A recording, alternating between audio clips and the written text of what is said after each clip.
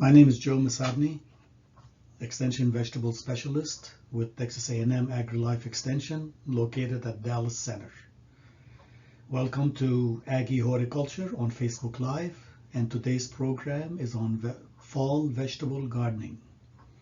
I'm going to take you with me on a pictorial visit of the fall vegetable garden that I built in 2018. Show you the whole story with just pictures. Show you what I did, what I grew, what I harvested. So we started construction in October 28, 2018. So I think about 10 days later when I started planting. And I built two raised beds, 4 by 30, which is what I don't recommend. I recommend that your raised beds are 4 by 8. This way you're not tempted to cross and step on the raised bed here. However, in my situation, there were these panels existing and I was not allowed to remove them, and they were 30 foot long. So my beds were 30 foot long. And it wasn't an issue since I couldn't cross the raised beds due to the panels being there all the time. And I filled them with organic compost. This raised bed is located at the Texas A&M Research and Extension Center at Overton. And I got my compost from Texas Organic, located in Tyler, Texas. Beautiful soil, beautiful compost. You know it's a good quality compost when you cannot see sticks or leaves or twigs. It looks like you just open a bag of potting mix. What you see here in the front is a fall planting of Kalette. Kalette is a cross between kale and Brussels sprouts. So it'll grow like Brussels sprouts, but instead of the small Brussels sprouts, small tiny cabbages on the stem, you have small tiny plants of kale. So not huge leaves of kale that you have to cut, just ready for immediate use. And over here in the back, you see 7 varieties of Asian vegetables that I planted. And way in the back here, if you see my mouse, that is a planting of fall rhubarb. Yes, rhubarb. You can grow rhubarb in Texas if you trick the plant and grow it as an annual crop. You plant it in the fall from seedling. So seed, don't buy the roots, buy the seed, pre-germinate them, plant them outside, and then you harvest them throughout, and they are spent by June. You dig them out and throw them away because they will not survive our warm soil temperatures. And here's a close-up of the soil of the Asian vegetables, basically different kind of bok choys. There was one loose leaf Chinese cabbage, and this last one here is a Mizuna, which is like a Japanese mustard. Here's a close-up of the closer view of the rhubarb. December 11, we had our first frost. You can see the white frosting here. Nothing died, just a minor frost. Everything we planted here is cold tolerant, really no big deal.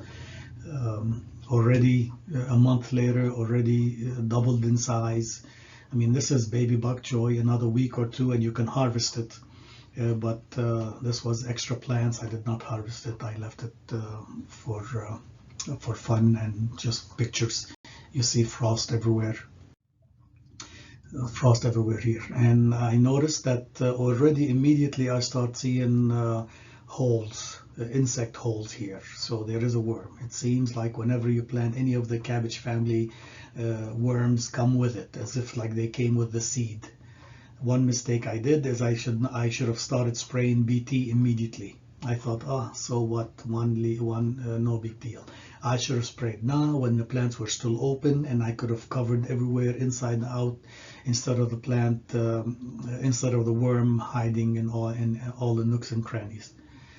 And interestingly, that I noticed that some varieties had more shot holes than others. And here in close-up of the rhubarb that started to germinate, and you see some bigger than others, and some haven't even sprouted yet.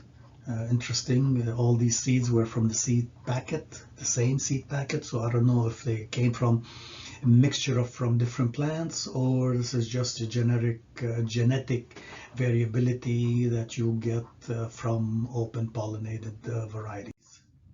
And here's a close-up of the Kalette. First, it grows as a rosette, a compact plant, and then when it warms up in the spring, that's when it shoots up and shoots that stem, just like Brussels sprout. And notice how, like within a month, the soil shrank. It was full to the rim, and the soil shrank here, like inch and a half. Later it shrank even more. I did not have the drip irrigation set up yet, so I was still watering them by hand throughout the winter. And here is the loose leaf cabbage. Did not have, you see a shot hole here, maybe here, not as bad as other varieties of bok choy, and I didn't see anything on the Kalette. You look closely here, you see this variety of bok choy has a lot of shot holes, like almost 2 per leaf, 1 or 2 per leaf, whereas this one at this stage, none, maybe 1 every 3 plants, and this is somewhere in the middle. So there is taste preference for worms or for bugs or insects. We know that. Insects prefer white eggplant versus the purple eggplant for some reason. And here they seem to like this one better. Is it sweeter? Is it tender skin? Who knows? January 17 is when I planted my green onion. No, sorry, onion, bulb onion, not green onion. And here is like when you buy a bunch, about 100 whatever slips, but not all slips are created equal. I suggest you separate them. The biggest ones with the small bulb started to form, those are I call big size. Those are the best. The pencil size but don't have the bulb forming, those I call medium. Those are still okay. And anything smaller than pencil size, those are, I don't recommend you plant them. You can plant them close to each other and harvest them like a month later as green onion. That's fine, but never expect that a bulb from this plant will grow as big as a bulb from this plant, no matter what you do. So this is the best, or these two are okay. Don't plant this for bulb onion. So that's about a third. So let's say from a bunch you can get about 30 plants or 30 plants. And I also recommend that you clean them. So you see here I removed all the dead leaves, all the scales, even trimmed the excess foliage, and I even poured on them hydrogen peroxide to sanitize the surface. I did not want to bring any diseases from the field from where they were grown to my garden. And here is how they were planted about 3 inches apart. I was hoping that they will be 3 inch in diameter, so I planted them 3 inch apart. After, here are pictures taken after the freeze damage that we had on February 18. You see the Kalette still in a rosette stage, actually a little bit taller, more leaves, but no problem at all. The loose leaf Chinese cabbage, only one suffered burn and died because it was the earliest to flower.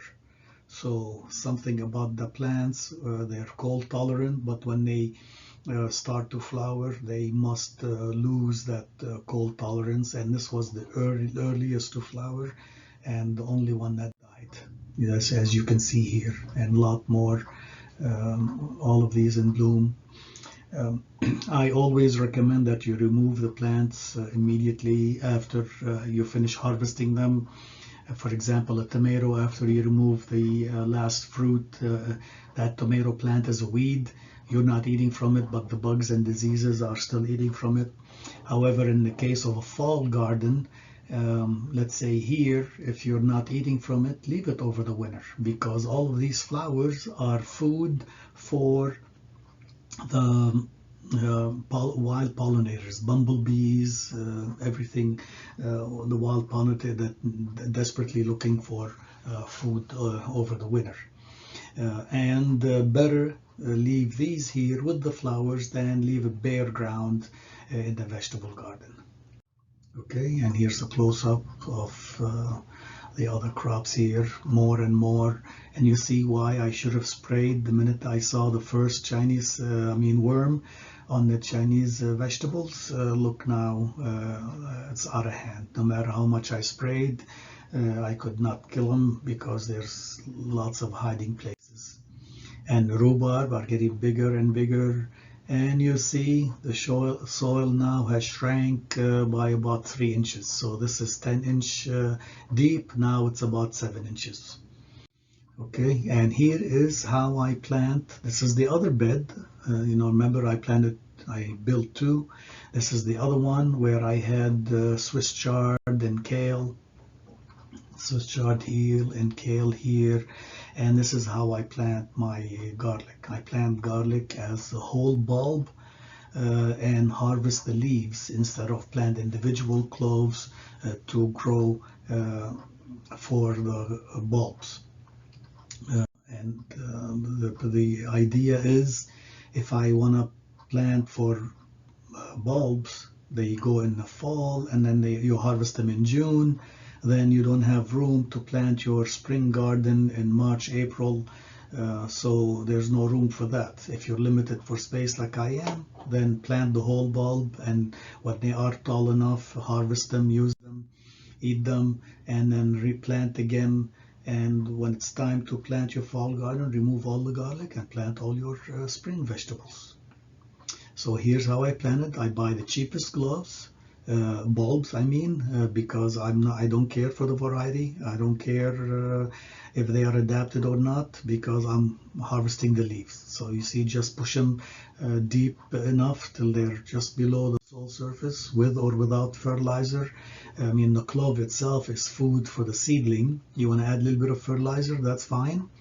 And you see, 4 inches apart. That's plenty of space. And when they are this tall, harvest them, clean them, and this is what I call my green garlic.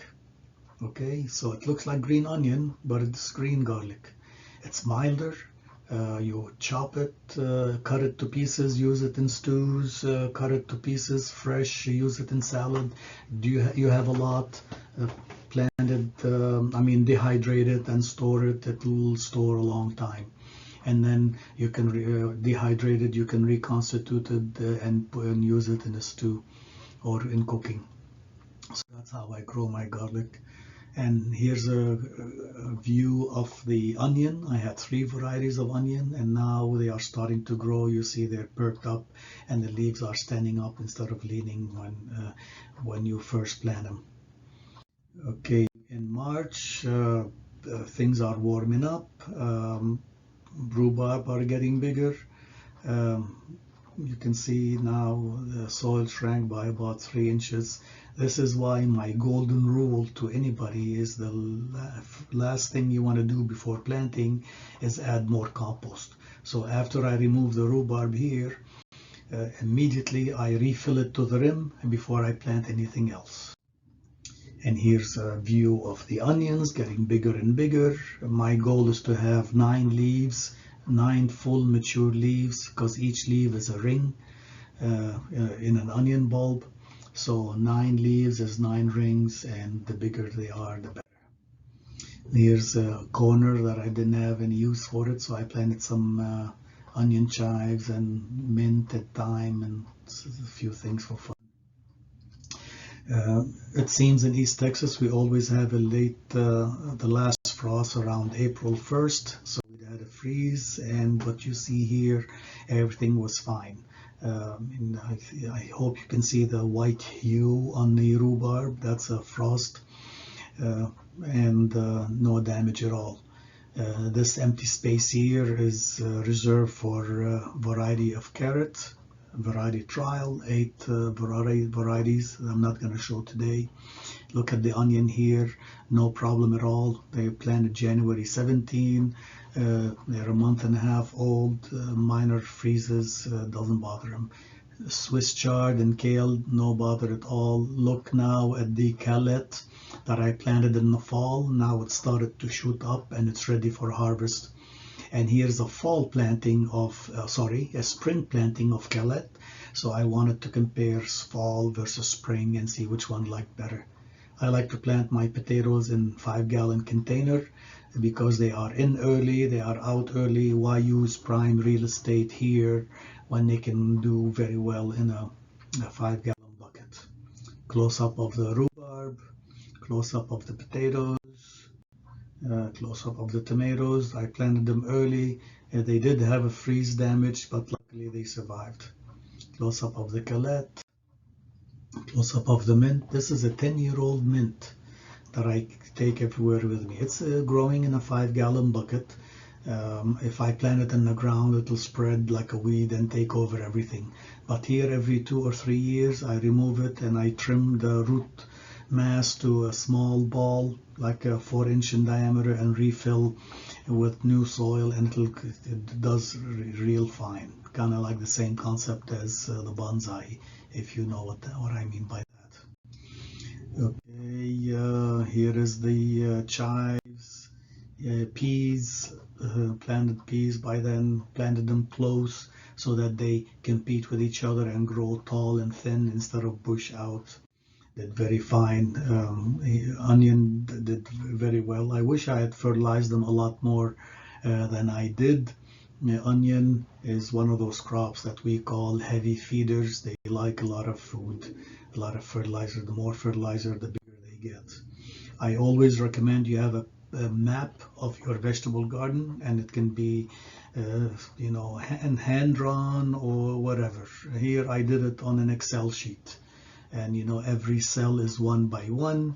I even put where the stakes are. See, these T-posts are, and here's where the panel is, and where everything was planted.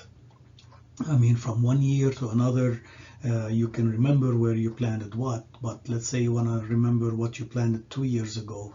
It would be nice to have a plan, so when you rotate, you don't plant the same family in the same place. Let's look a close look at the harvest. So this shows you the crop and the number of plants and what I harvested and the total harvest weight. So chives, I had only 1 plant and I harvested only 1, multiple harvest for a total weight of 1.4 pounds. Green garlic, 26 bulbs in, 26 bulbs out, 5.5 pounds of that green foliage. Swiss chard, 16 plants, 54 pounds. So that tells you that never plant again 16 Swiss chard plants. What do I need with 54 pounds? So taking notes tell you 2 things: whether you're reaching your full yield potential, and whether you need to plant more or plant less, depending on what you like to consume. For example, parsley, 3 plants is not enough. I mean, I can use 1 pound when I make tabbouleh or salad. So I need a lot more parsley. I don't need this much Swiss chard. Green garlic was good enough. Mint, dehydrated. I cannot have enough mint because I dehydrate it and dry it and crush it and make it so used in all cooking. So rhubarb, I had 15 plants. Harvested 366 stalks for a total weight of about 7 pounds. I could use more because those 7 pounds were enough to make 3 pies. Peas, potatoes, 7 5-gallon buckets, and in each one I put red soda, small potato, like weighed, I don't know, 1 or 2 ounces, and I got about 3 pounds per container. I've had more in the past, but I should have fertilized more. My onion, I planted 3 varieties, early white, 1015, and yellow Granex. Didn't lose any. You see, so from a bunch, which I think has about 100, you see that a third of them are the best size. You see, 29, 26. Don't plant the medium or small size. Anyway, they average about 0.4, 0.5 pound per bulb, which is size large. My goal is to reach jumbo size, which is, you know, like almost a pound per bulb. That's my goal, and I would not have thought it was bad until you see the number and you say, ah, there's room for improvement. I can add more fertilizer and I can get these onion a little bit. Thank you for joining me on this trip down memory lane of the fall garden that I planted in 2018. Have fun gardening, and let me know if you have any questions.